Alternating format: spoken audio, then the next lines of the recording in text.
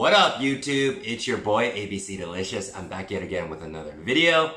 So recently I was able to watch this great movie off Netflix. By the way, Netflix right now, or just not even just Netflix, the online streaming right now, they're just churning out so much quality TV shows and movies. It's ridiculous because it's kind of interesting. I'm gonna date myself here. When I was growing up, basically movies were where the A-listers went to play, and then if you were on video, or back then there was no streaming, but if you were into video, DVDs, that kind of thing, it was career had kind of failed or on the way down, I would say. So it's kind of interesting now.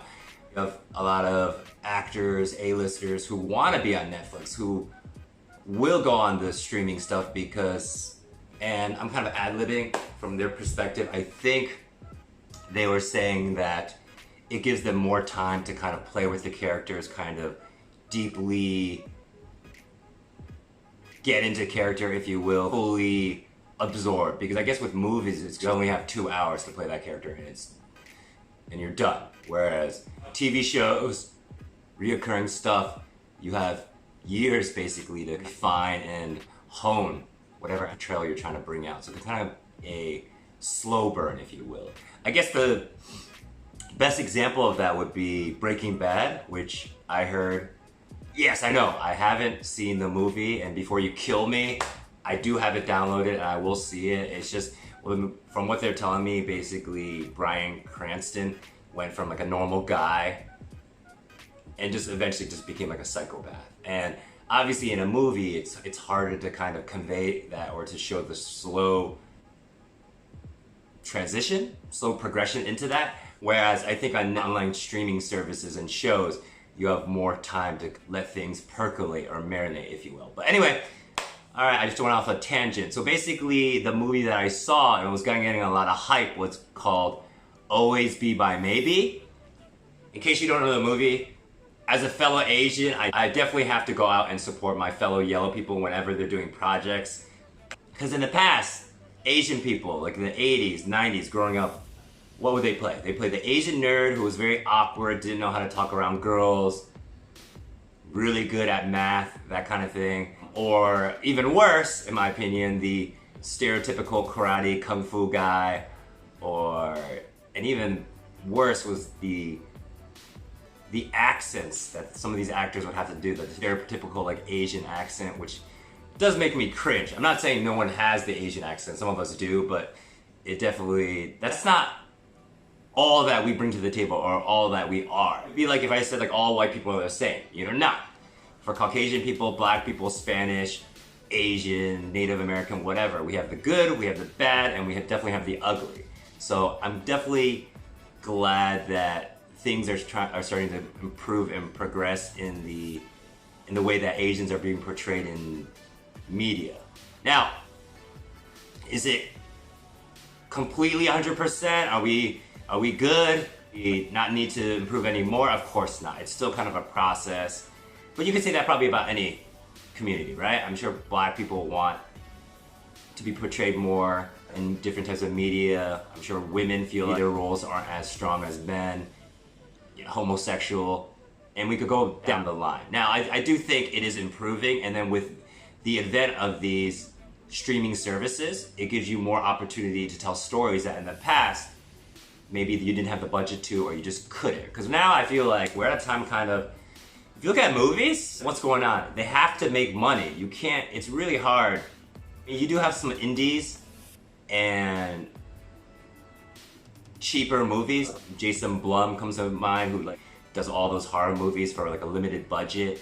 And because he does that, whatever they make over it, it's like crazy profit. But just now it seems it's just like a lot of Marvel movies.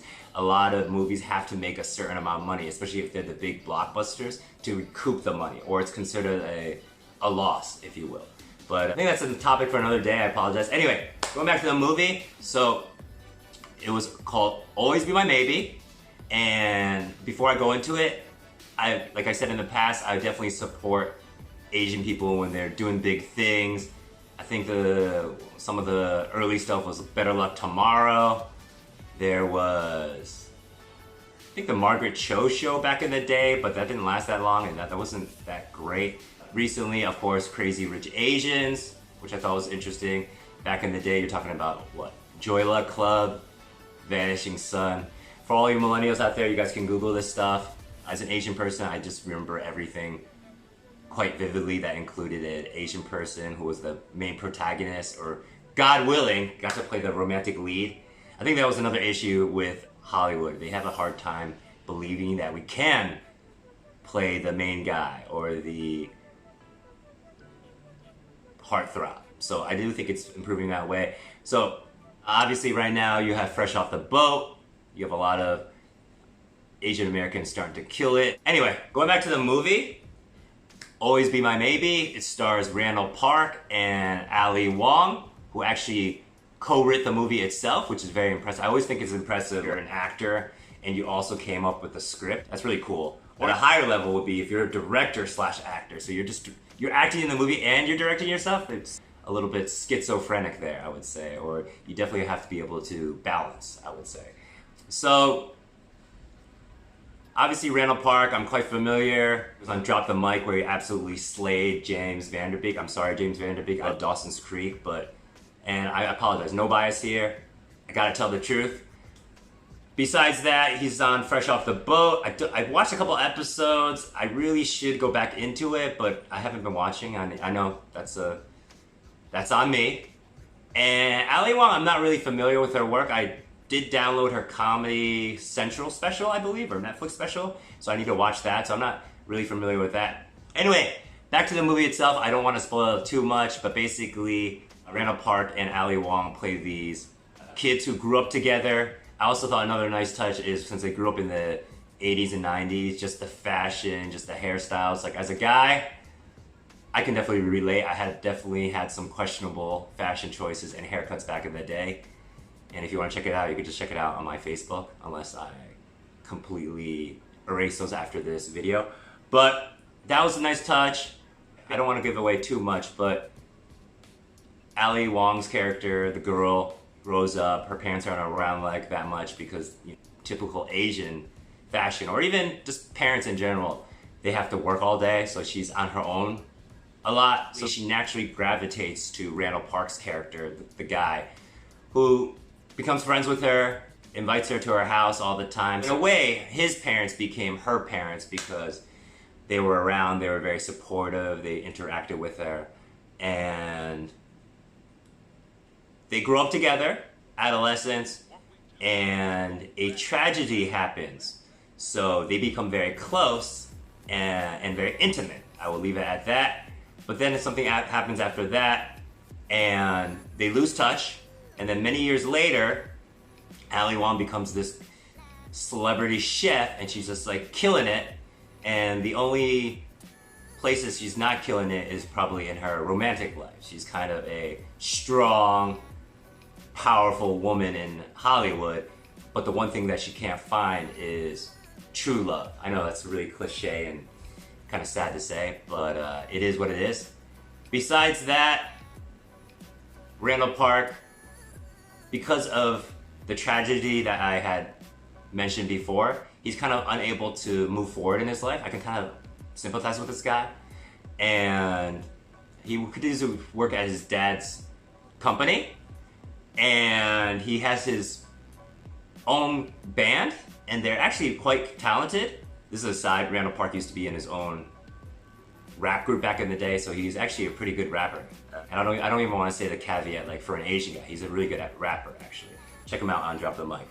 And his band is quite talented, but they're still playing like in the neighborhood, like the dive bars, that kind of thing. They haven't blown up yet. And a man after my own heart, they just smokes weed all the time. Not that I'm advocating smoking weed. I don't want this to get taken down by YouTube. It is what it is. And so she has to come back, and she opens up a restaurant, and then they are able to reconnect, and they reconnect as friends. And like the title says, it's funny how they incorporate the title into the story or the movie itself.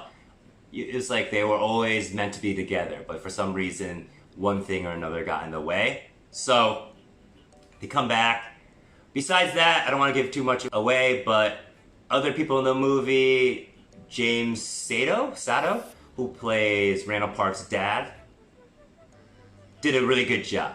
Not the most lines to work with, but definitely played a funny, supportive, smart dad, knows about his son. He kind of reminds me of my dad, just the interactions, the way we get along, the way we're able to joke off of each other. So James Sato, very good job. Keanu Reeves, which according to the interviews, if you read this, was a big get.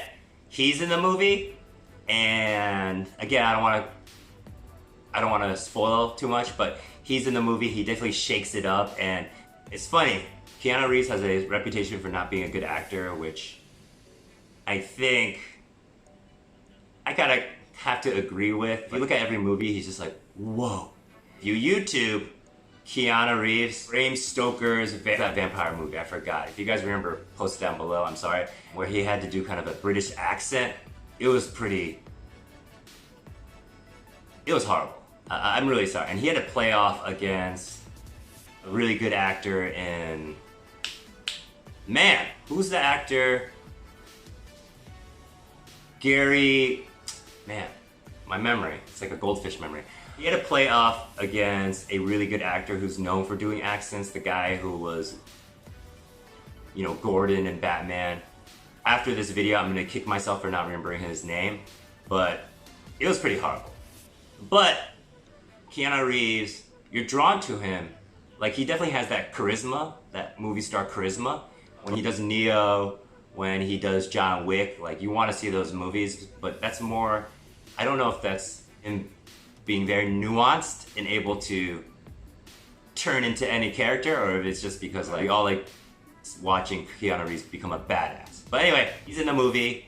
He's really good. He's very deadpan. He's quite funny, actually. I don't know if he's doing it on purpose or not, but he actually adds a lot of energy to the movie. And, whoa, that's Keanu Reeves. Like, I'm a badass. So I thought that was very interesting.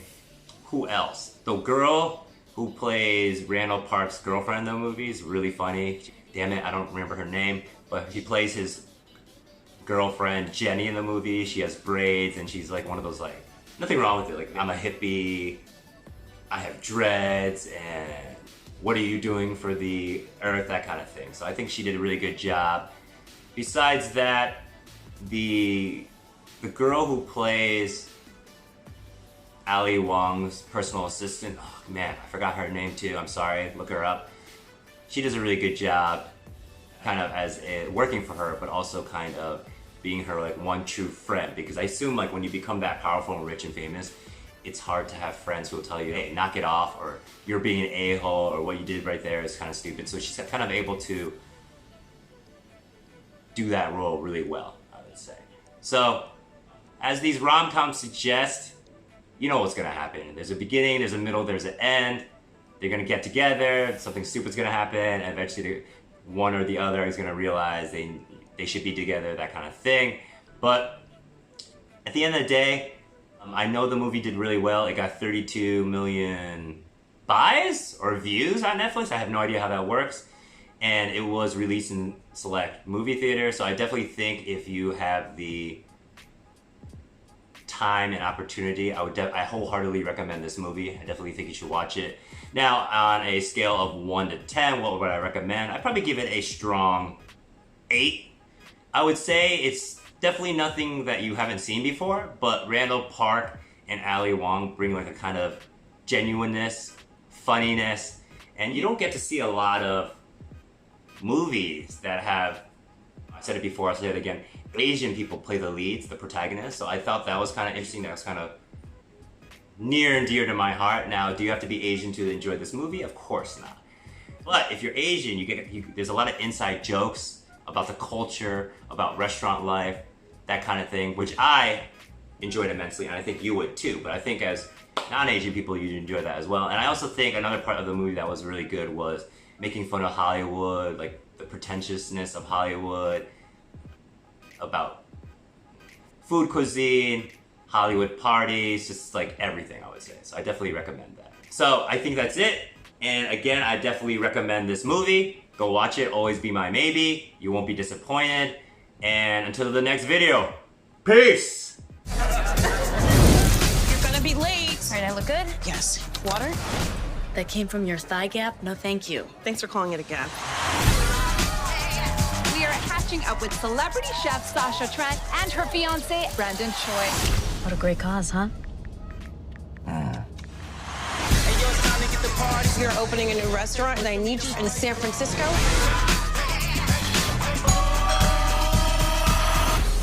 Hey! Hi, Marcus. Yeah, hi, Sasha. Hi. Hello. Hi. Long time.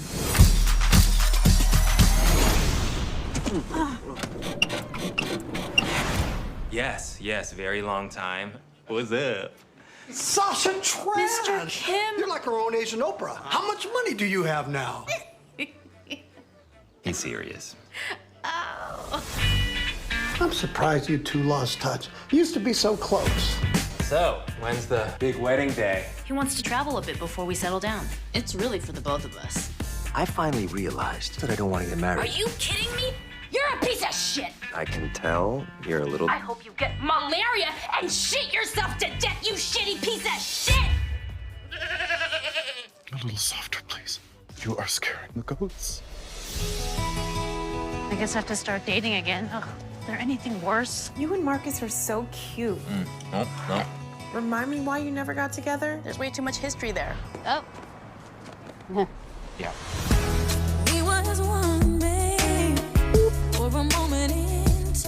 You still have the Corolla? What are you looking at? My back seat? Because we had sex back there? Oh my God! So what do you think? That it might be even smaller and grosser than I remember. Hey, you better still be talking about my back seat.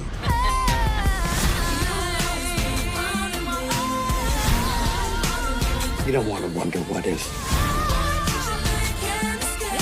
Tell her how you feel, son. I have some news. So do I. It's big. Mine's big too. Okay, look, Okay, I want to go first. I met someone. wow, that's so great. We had the most insane, freaky ass sex. I can't even talk about it, otherwise Yeah, something let's might stop talking happen. about it. Nope. There he is.